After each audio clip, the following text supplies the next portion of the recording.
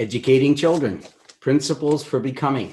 And I think you'll remember when I use the word educating children, I do it purposefully because my audience is anyone who has anything to do with educating children, particularly in the way we've been defining it. So that includes teachers, that includes mom and dad, that includes grandparents. I think after some of these videos, the grandparents might be even more committed to helping with educating their grandchildren, given the principles that we illustrate.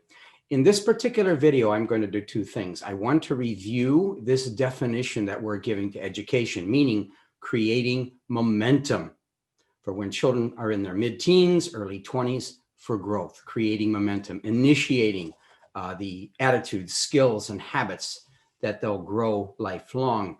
And secondarily, I want to introduce you to a term, self-determination. It's really central in how we go about taking little children, 5 or 6 years of age, and guiding them toward a direction where they will be able to have a life of growth and continuing to blossom and grow.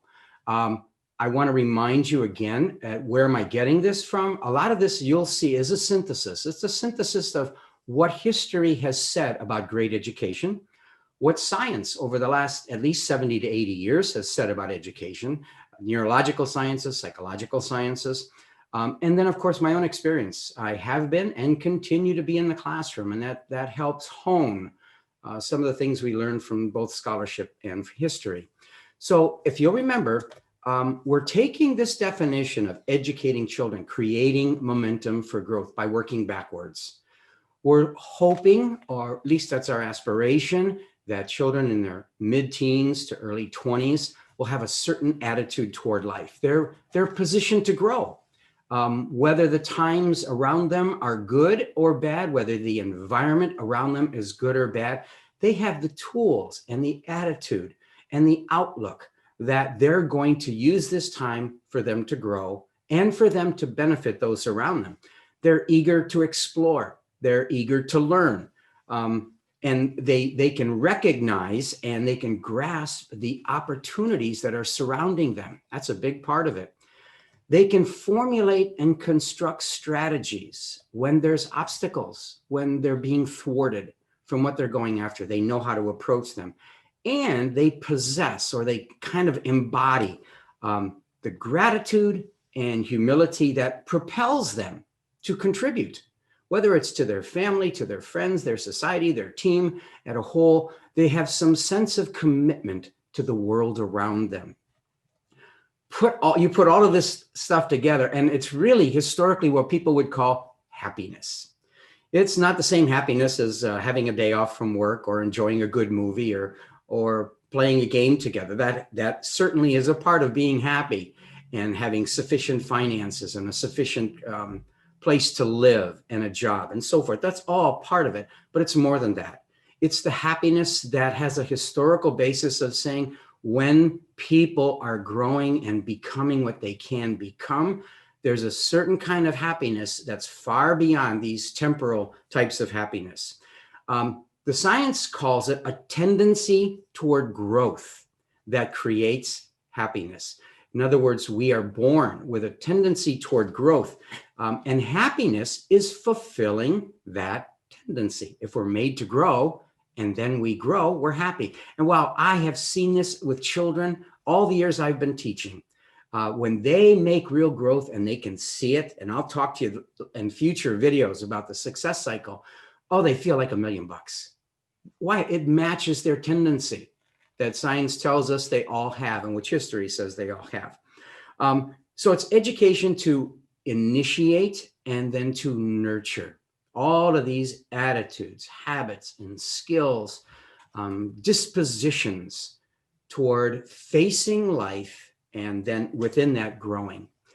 Now, in this context, this is the word I want to bring up with you. It's self-determination. We want to nurture self-determination. I borrowed this word from two research scholars, Edward Deasy and Richard Ryan, have written a lot about it, and many books have been written based on their research. So what we're talking about now is an education, creating momentum that children in their teens, their young 20s would have a certain degree of self self-determination. Now that word is really important. First, there's the self. That is the I. That means I am the one who's determining how I will turn out. Figuring out who I am, figuring out my strengths, figuring out my weaknesses, understanding how I do things and how I don't do things, where I fit. It's self. It's understanding ourselves and our heart and who we are. Of course, it takes a lifetime, but nevertheless, you're always learning more about yourself. And in that, then you can determine, you see, the more you understand yourself, you can determine how you're going to navigate yourself through some opportunities that you have or some challenges that you have. The determination, that includes thinking strategies, that includes experiences of success and experiences of failure. It's learning to have your eyes open to opportunities and how to grab them. It's having an observation when things are going against you and not working out. Okay, why? How come? What are the thinking habits I've learned? What are my experiences where I learn to navigate and I don't become a victim?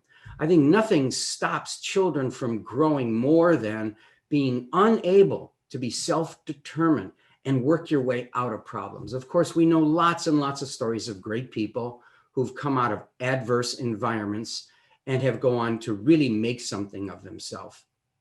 But this belongs to everybody, whether somebody is from a well-to-do home or not so well-to-do, to learn self-determination.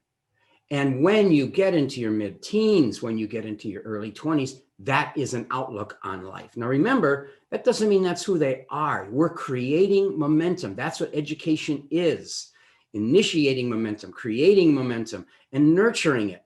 So as they come across more and more challenges, more difficulties, bigger opportunities, they have the tools, the mental attitude, the strategies, so that they can grow. And in growing, they fulfill that natural tendency that wants to grow.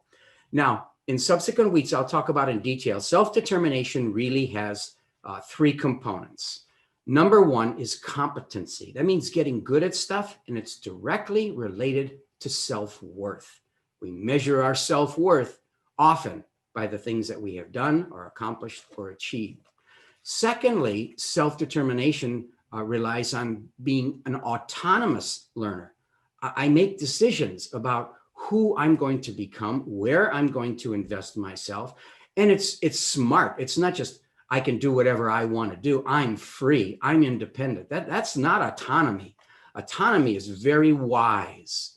It understands who we are individually. It understands the relationships we have with others. And then it figures out how I best can go forward. But it must be autonomous. I have to have ownership of what I'm doing. I have to have responsibility of what I'm doing.